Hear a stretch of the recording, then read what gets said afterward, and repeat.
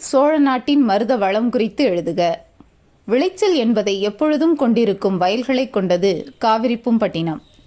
கரும்பு ஆட்டும் ஆலையிலிருந்து வரும் புகைப்பட்டு அருகிலுள்ள வயல்களில் நெய்தல் மலர்கள் வாடுகின்றன. கொழுத்த எருமைக் கன்றுகள் வைக்கோல் போர் நிழலில் உறங்குகின்றன.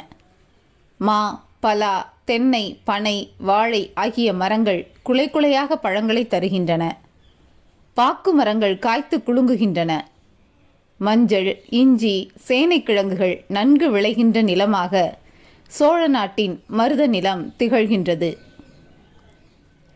சுங்கவரி வசூலித்தலை எதனோடு ஒப்பிடுகிறார் ஆசிரியர்?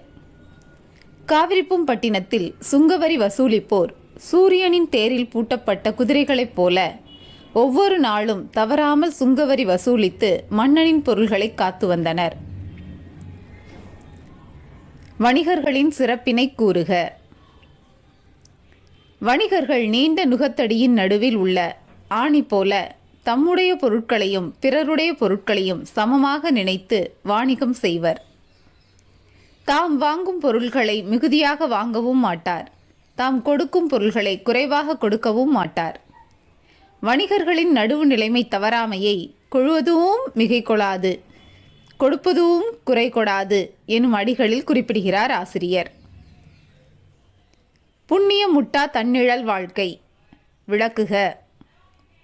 உழவர்கள் நல்ல பசுக்களையும் எருதுகளையும் பாதுகாத்து நான்மறையோர் புகழினை பரப்பியும் பண்டங்களை செய்தும் சமைக்காத உணவை கொடுத்தும் தேவர்களை போற்றியும் கொலை களவு நீக்கியும் அறத்திலிருந்து வழுவாத வாழ்க்கையை வாழ்ந்து வந்தனர்.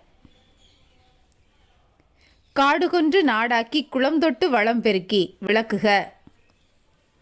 காடுகளை அழித்து நாடாக்கி குளங்களை தோண்டி உரந்தை நகரை வளப்படுத்தி அதில் பெரிய பெரிய வீடுகளை அமைத்து மக்களை வளமாக வாழச் செய்தான் கரிகாலன் என்று சிறப்பித்து பாடுகிறார் ஆசிரியர். வேலினும் வெய்ய காணம். விளக்குக. கரிகாலன் சிங்கம் போல பகைவரை தாக்கி வெல்லும் ஆற்றல் உடையவன். அவன் பொருள் காரணமாக பிரிந்து செல்ல வேண்டிய காடு பகைவர் மேல் உயர்த்திய வேலை காட்டிலும் கொடியது.